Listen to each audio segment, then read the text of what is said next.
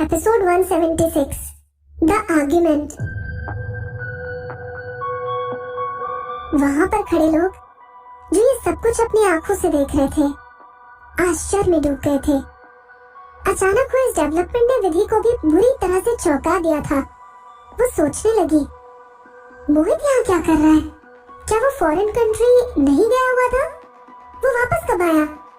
इससे पहले कि वो अपना सोचना खत्म कर पाती, मोहित ने पहले ही भीड़ को पीछे ढकेल दिया और लिफ्ट शाफ्ट की तरफ चल पड़ा। उसने अपनी बाहें फैलाई और विधि को आरव की बाहों से खींचकर बाहर निकालकर सीधे अपनी बाहों में भर लिया। ऐसा करने के लिए मोहित ने जबरदस्त ताकत लगाई थी। विधि को ऐसा लगा जैसे वो एकदम से आगे की तरफ गिरने वाली है और उसकी बाहें अपनी जगह उखड़कर बाहर निकल जाएंगी। उसकी नाक भी मोहित के सीने से टकरा गई थी, लेकिन वो चुपचाप दर्द से करा उठी। मोहित ने घूरकर आरव की तरफ देखा और कहा, डोंट टच माय गर्ल। उसकी आवाज बड़ी खतरनाक थी, जिससे वहां खड़ी भीड़ एकदम बर्फ की तरह जम गई और चारों तरफ सन्नाटा छा गया। लिफ्ट के अंदर आरव अभी भी ठीक उसी पोजीशन में अपने घुटनों के बल बैठा हुआ था, एकदम मोशनलेस था। मोहित की बात सुनकर उसने अपना सर घुमाया और उसकी नजर विधि पर पड़ी, जो अब मोहित की बाहों में थी। उसकी सुर्ख लाल आंखों में बहुत गहरा दर्द भरा हुआ दिखाई दे रहा था। वो एक ऐसा दर्द था जो किसी भी तरह से खत्म नहीं किया जा सकता था। विधि का दिल उसी के सीने में जकड़ता जा रहा था और वो आरव को कुछ इस तरह से देख रही थी जैसे वो उसके लिए छटपटा रही हो। मोहित ने उसे और भी कसकर पकड़ लिया और बिना किसी वार्निंग के उसे खींचकर तेजी से एग्जिट की तरफ ले जाने लगा। विधि ने उसका हाथ पकड़ रखा था और उसके साथ लड़खड़ाते हुए लंबे कॉरिडोर से होते हुए अंडरग्राउंड कार पार्क की तरफ चलती जा रही थी। मोहित ने उसे अपनी मॉडिफाइड एसयूवी की पैसेंजर सीट पर ढकेल दिया और कार का दरवाजा बंद कर दिया। उसके बाद वो तुरंत कार के दूसरी तरफ जाकर ड्राइवर की सीट पर बैठ गया और इंजन चालू करके गाड़ी आगे बढ़ा दी। रात का आसमान कार की खिड़की से बाहर से चमकता हुआ किसी खूबसूरत सपने की तरह बहुत शानदार लग रहा था। विधि अभी भी शॉक में ही थी। उसके अतीत की यादें अभी भी उसके दिमाग में तैर रही थी। आरव का नाम उसके लिए एक बद्दुआ की तरह था, जो उसके कानों में लगातार सुनाई देता रहता था। वो उसके लिए पहेली थी, जेंटल लेकिन शातिर। उसके लिए वो उसकी जिंदगी की सबसे बड़ी खुशी भी था और सबसे बड़ा राक्षस भी। बिना किसी वार्निंग के एक बार फिर से उसकी आंखों में आंसू गिरने लगे थे। मोहित ने रेयर व्यू मिरर के थ्रू से रोते हुए देखा। उसके आंसू बूंद बूंद करके चुपचाप गिरते जा रहे थे। मोहित को लग रहा था जैसे कि उसके दिल पर गर्मा गर्म सीमेंट टपक रहा है और उसे जला रहा है। वो सोच रहा था कि आखिर आरव के साथ विदुषी का क्या रिश्ता था। आरव ने उसे इतनी इंटीमेसी के साथ अपने गले से क्यों लगा रखा था और अभी वो इतनी बुरी तरह से क्यों रो रही है। मोहित इस सब के पीछे का कारण समझ ही नहीं पा रहा था। हताश होकर उसने अपने होंठ पींच लिए। उसने काफी तेजी से गाड़ी चलाते हुए रास्ते में कई रेड लाइट्स क्रॉस किए, जिससे सड़क पर जा रहे कई गाड़ी ड्राइवर्स अपने रास्ते से भटक गए और उसकी वजह से उन्हें अचानक ब्रेक लगाना पड़ा। मोहित के लगातार हॉर्न बजाने और इतनी बड़ी लापरवाही से गाड़ी चलाने की वजह से सड़क पर चलते हुए कई लोगों ने उसे गालियां भी दी, लेकिन विधि इस बात से पूरी तरह से अनजान थी। वो तो पहले से अपने हाथ के पिछले हिस्से पर गिरे हुए आरव के आंसू की एक बूंद में खोई हुई थी। वो सोच रही थी, क्या वो उस मौत की वजह से सचमुच दुखी था? उसके लिए इतना ही काफी था। वो खूब रोई और रोती ही रही, लेकिन उसके चेहरे पर एक अजीब सी बिगड़ी हुई मुस्कुराहट भी तैर रही थी। उसके बाद उसने अपना चेहरा ढक लिया और बुरी तरह से फफक कर रोने लगी। मोहित ने कार को उसके अपार्टमेंट वाली बिल्डिंग के कैंपस में ले जाकर रोक लिया था। सिक्योरिटी हेड ने तुरंत आगे बढ़कर उसके लिए कार का दरवाजा खोलने के लिए हाथ बढ़ाया, लेकिन मोहित ने अपनी कार का गेट अनलॉक नहीं किया था। विधि लगातार रोती रही। आखिर में जब उसका रोना बंद हो गया तो उसने अपना सर उठाकर देखा। अभी भी उसकी आंखें तैरते हुए आंसुओं की वजह से धुंधला रही थी। इसके बाद ही उसने रियलाइज किया कि वो लोग अपार्टमेंट की बिल्डिंग में पहुंच चुके हैं।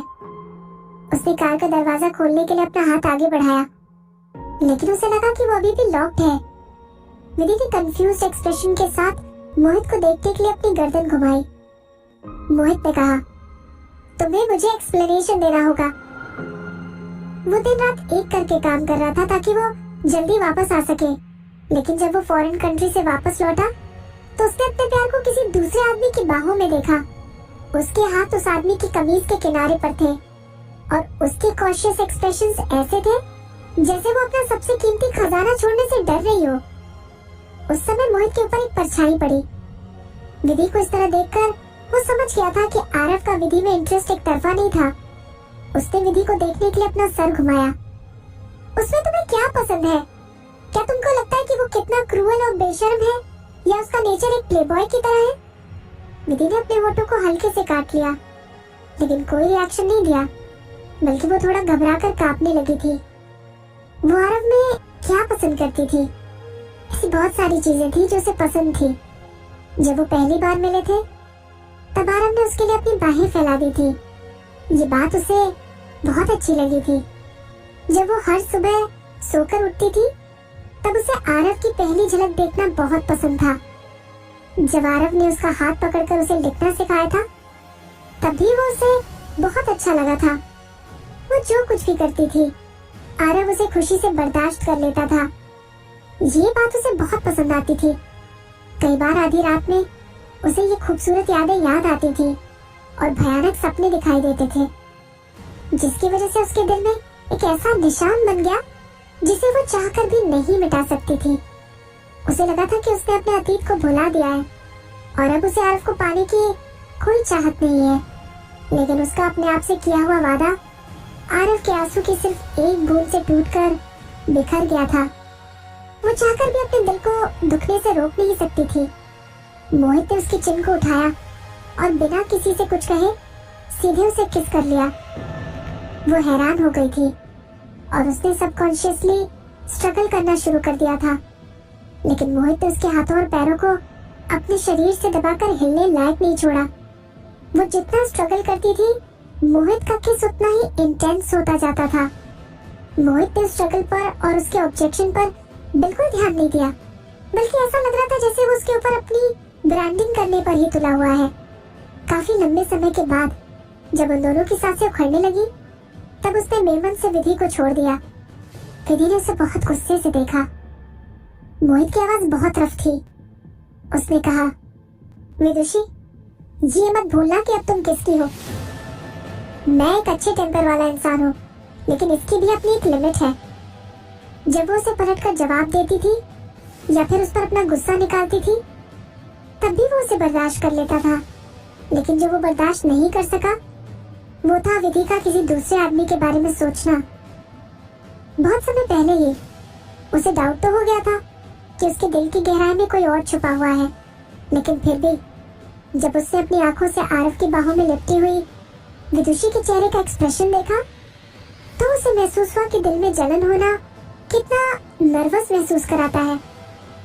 मोहित ने विधि की आंखों में देखते हुए कहा, कान खोलकर सुन लो विदुषी, मैं तुम्हें उससे फिर से मिलने से मना कर रहा हूँ। मोहित ने उसकी आंखों में आंसू पोंछने के लिए अपना हाथ उठाया था, लेकिन तभी विधि ने उसे अपने से दूर ढकेल दिया। क्या आप मेरी आजादी को बांधने की कोशिश कर रहे हैं? उसने गुस्से से पूछा। ये शाम वाकई में बहुत गड़बड़ी से भरी हुई थी और वैसे भी उसके दिमाग में बहुत सारी बातें चल रही थी। उसके पास मोहित को शांत करने के लिए बहुत ज्यादा एनर्जी नहीं थी, लेकिन वो उसे नई नई परेशानियों की तरफ ढकेलता ही रहा और अब वो उसकी बुरी तरह से थके हुए शरीर पर एक और नई बेड़ी डालने की कोशिश कर रहा था। हाँ, मना कर दिया? क्या उसे लगता है कि वो आरव से मिलना चाहती थी? अगर आरव उसे ढूंढने पर तुल गया तब क्या होगा? तब वो उससे कैसे छिप सकेगी? क्या उसने कभी ऐसा सोचा था? जब वो मेकअप रूम में थी और आरव उसे परेशान कर रहा था, उसका पीछा कर रहा था, तब मोहित कहाँ था? अब जब चीजें ऐसी हो गई थी तो वो उसे ब्लेम करने लगा था। जब उसके दिमाग में ये विचार आ रहे थे तब उसने मोहित को और भी ज्यादा गुस्से से देखा। मोहित बहुत गुस्से में था क्या तुम इसे इतना ज्यादा पसंद करती हो? तुम बेवकूफ हो क्या?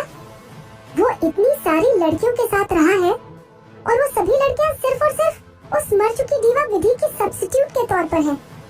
क्या तुम्हें विधि के जैसे होने पर नाज है? विदुषी, समझने की कोशिश करो। आरव तुम्हें प्यार नहीं करता, वो सिर्फ उस मरे हुए इंसान से प्यार करता है। पिछले कुछ समय से मिस्टर बादशाह अपनी इन्वेस्टिगेशन की रिपोर्टिंग मोहित को ही कर रहे थे और मोहित ने आरव और उस मर चुकी दीवा विधि के बीच की कहानी के बारे में काफी कुछ पता लगा लिया था। वो अपनी इस लड़की को उस राक्षस से छुटकारा दिलाने में मदद करने के लिए इतना ज्यादा तुल गया था कि उसने इस बात की जरा सी भी उम्मीद नहीं की थी कि वो उसको इस तरह से अपनी तरफ अट्रैक्ट कर लेगा कि विदुषी भी उसके लिए इस तरह से तड़पने लगेगी, जबकि जिसे वो सचमुच में प्यार करता था वो लड़की विदुषी थी ही नहीं। मोहित ने उसे कहा, वेक अप विदुषी, वेक अप। मोहित की बातें विधि के दिल में सुई की तरह चुभकर उसके दिल को छलनी कर रही थी। उसकी आंखों के किनारे पर आंसू फिर से आ गए थे। उसने कहा, दरवाजा खोलो, मुझे नीचे जाने दो। मोहित आश्चर्य से उसे देखता रहा और बोला, विदुषी, मुझे कार से बाहर निकलने दो। वो मोहित पर भड़क उठी और खिड़कियों को जोर से थपथपाना शुरू कर दिया। अब वो एक सेकंड और के लिए भी इस कार में नहीं रहना चाहती थी। आरव ने सच्चा प्यार किसे किया था? वो अपनी पिछली जिंदगी में उसके लिए पूरी तरह से समर्पित था। अपनी जिंदगी में वो जो भी थी उसमें आरव को कोई इंटरेस्ट नहीं था, बल्कि वो तो इम्पल्स में आकर उसे चोट पहुंचाने के लिए तैयार बैठा था। अपनी पिछली जिंदगी में अपनी सब्स्टिट्यूट सिर्फ और सिर्फ वो खुद ही थी। अगर वो अभी भी जिंदा होती तब भी उसका वो प्यार तो कब का मर चुका होता और कभी का खत्म हो गया होता। आरव विदुषी से प्यार नहीं करता था, ये कड़वी सच्चाई थी और मोहित ने इसे खुलेआम नंगा कर दिया था। वो बहुत ज्यादा तकलीफ में थी और बहुत ज्यादा थकी हुई भी थी। अभी तो बस वो अपने आप को इस सब से अलग करना चाहती थी। मोहित ने उदासी के साथ उसकी आंखों में देखा। विधि ने खिड़कियों को अपनी पूरी ताकत के साथ पीटना शुरू कर दिया, जिससे उसकी हथेली की चमड़ी उखड़ने लगी। मोहित ने उसे ऐसा करता हुआ देखकर चुपचाप से दरवाजों को खोल दिया। उसके चेहरे पर दुख और उदासी घिर आई और उसने अपने होठ बींच लिए। विधि तुरंत कार से बाहर निकल गई, ये देखकर कि अब वो आजाद हो गई थी। बिना पीछे मुड़े भागते हुए वो सीधे अपने अपार्टमेंट की बिल्डिंग में घुस गई। रात के अंधेरे में मोहित को अकेला छोड़कर।